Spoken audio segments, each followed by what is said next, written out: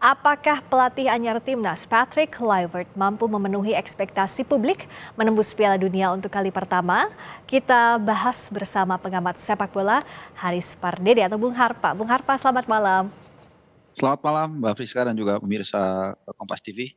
Selamat malam. Wah, setelah drama yang panjang selama pekan ini, akhirnya Patrick Kluivert diperkenalkan ke publik secara resmi sebagai pelatih timnas. Meskipun ya kalau PSSI selalu bilang masih ada waktu kok 2,5 bulan lagi menuju kualifikasi. Tapi kan pada faktanya it's not that literally 2.5 months. Masih kurang dari itu. Dan belum ada pertemuan dengan pemain timnas secara langsung. Nah, bagaimana sih sebenarnya harus dilakukan secara cepat untuk membangun chemistry? Satu, berikutnya adalah agar satu pola dengan apa yang diinginkan oleh tim kepelatihan, Bung Harpa. Ya, pertama ini sebenarnya mungkin hanya 2 bulan ya. Karena pertama kalau kita lihat letter luck-nya itu 2 bulan 1 minggu. Dan jangan lupa Februari nanti itu bukan tahun kabisat, jadi hanya 28 hari. Ini jadi waktunya sempit ya supaya kita memahami basic dari semua ini. Yang kedua, Patrick Kluivert dan juga 2 asistennya ini adalah orang yang sangat baru di sepak bola. Jangankan Indonesia, jangankan Asia Tenggara, tapi juga di Asia. Artinya dia butuh waktu untuk mengenali dasar-dasar bagaimana sepak bola Indonesia. Meskipun memang backbone dari tim nasional kita ini akan dipegang oleh para pemain yang berdarah Belanda.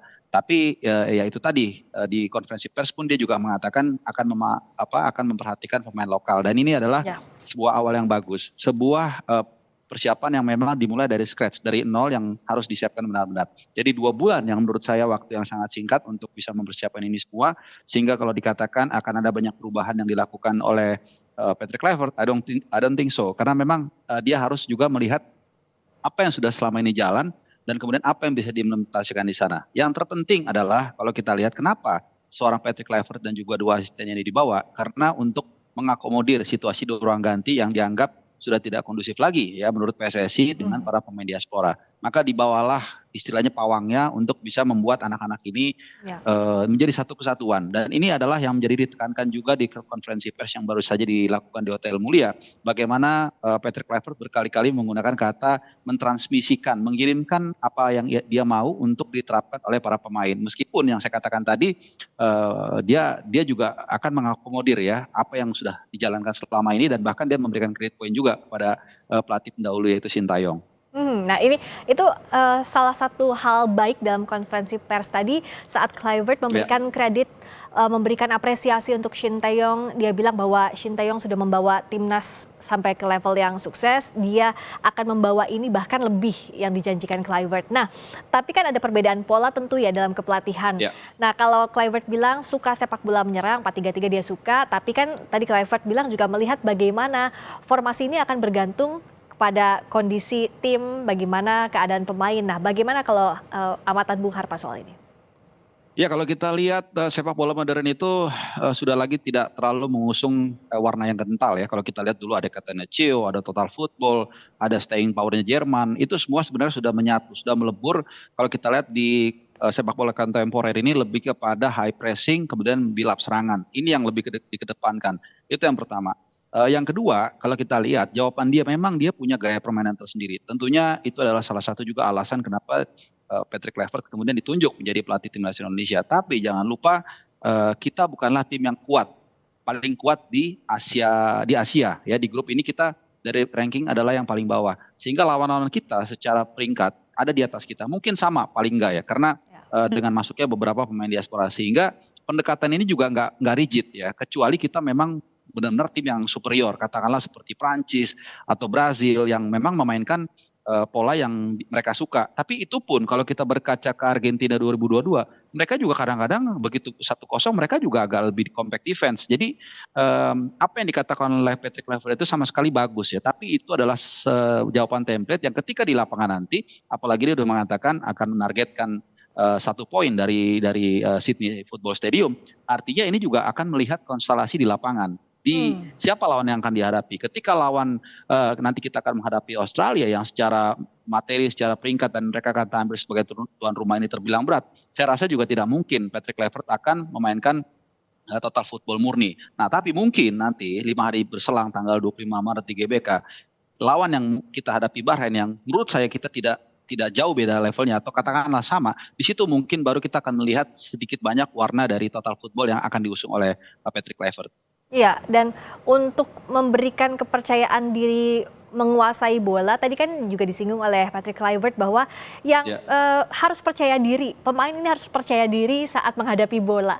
Nah, apa sih yang jadi catatan Bung Harpa soal ini dibandingkan dengan pola permainan para penggawa timnas? Ya, kalau saya lihat ini kita berarti bicara motivasi ya, kita bicara juga kesamaan visi dan frekuensi dan inilah yang saya pikir adalah salah satu kelebihan dari Patrick Kluivert. Kalau kita lihat dari usia-usia para pemain diaspora ini terutama adalah 20 sampai mungkin paling tua itu Tom Hai 29. Jadi artinya ketika mereka mungkin mulai masuk ke SSB, orang yang dilihat mereka adalah ya Patrick Kluivert, mungkin Roy Mackay atau mungkin Ya. pemain-pemain hebat lainnya. Jadi ketika sosok tersebut ada di ruang ganti tentu secara natural itu akan membuat mereka termotivasi dan ini saya pikir menjadi sesuatu yang sangat penting ya. Artinya kalau sosok ini sangat dihormati dan kemudian didengarkan, maka ini akan lebih mempermudah pekerjaan mereka di lapangan. Meskipun sekali lagi ini juga bergantung dari lawan yang dihadapi. Jadi ada satu langkah yang positif yang diusung oleh Patrick Kluivert, juga presentasi yang sangat bagus, tapi pada akhirnya ini akan dibuktikan dari dua pertandingan menghadapi Australia dan Bahrain yang menurut Patrick Kluivert dia akan menargetkan 4 poin. Tapi kalau saya pribadi sendiri menurut saya kalau setidaknya kita bisa menang dari Bahrain, menurut saya itu sudah minimal sudah cukup. Karena sebenarnya lawan yang dianggap bisa head to head itu adalah Bahrain ya, Bung Harpa ya? Iya, betul. Bahrain kalau kita berkaca deh, nggak usah jauh-jauh ya dari pertandingan sebelumnya di pertemuan pertama di Bahrain kan kita kan bisa mengimbangi mereka ya. Ya. Setelah tertinggal 1-0 kita bisa membalas 2 gol dengan sangat cantik dan kemudian sebelum ada kebobolan yang menurut saya juga kita sangat kontroversial. Jadi mereka adalah lawan yang secara potensi bisa kita kalahkan. Tapi satu yang mesti diingat, jangan lupa mereka kemarin baru saja menunjukkan bahwa mereka juga tidak main-main ya. Mereka juga jangan kita anggap enteng. Kenapa? Karena mereka baru saja menjuarai Gulf Cup.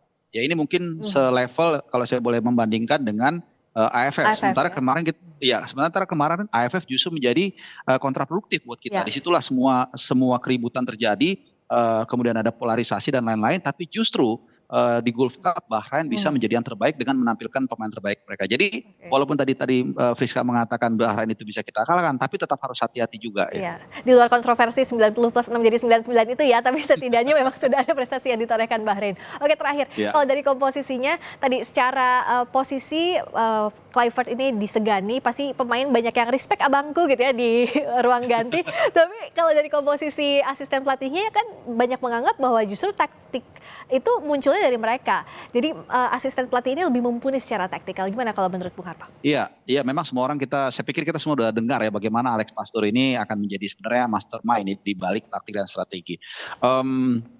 Patrick Kluivert bukannya tidak bisa melatih atau tidak punya pemahaman, enggak. Dia adalah mantan pemain hebat di Ajax, Milan dan juga Barcelona. Tapi kalau kita lihat dari track record sebagai pelatih, memang Alex Pastur ini lebih mentereng ya. Dia 3 kali dia membawa tim dari RSD divisi promosi ke divisi. Jadi ini merupakan nanti akan membantu juga Kluivert dalam memberikan masukan. Tapi ya saya pernah juga sempat menyebutkan bahwa situasi ini harus di-manage ya, karena ada potensi konflik juga. Kalau sebelumnya yang menjadi isu adalah pelatih utama dan juga pemain diaspora, sekarang mungkin itu sudah tereliminasi. Yang menjadi tantangan adalah antara pelatih kepala dan juga asisten pelatih. Jadi ini adalah sebuah potensi yang harus diwaspadai juga. Kenapa? Karena asisten pelatih ini adalah bawaan Pak Erick Thohir. Jadi bukan tidak mungkin satu momen ini akan menjadi satu potensi konflik ya. Nah, ini yang harus diantisipasi. Kita lihat bagaimana debut dari trio Belanda ini dari Kluivert, Pastur dan juga Lansat untuk mengasuh timnas kesayangan kita semua, skuad Garuda. Terima kasih Bung Haris Pardede, Bung Harpa. Selamat malam. Terima kasih banyak. Sampai ketemu lagi.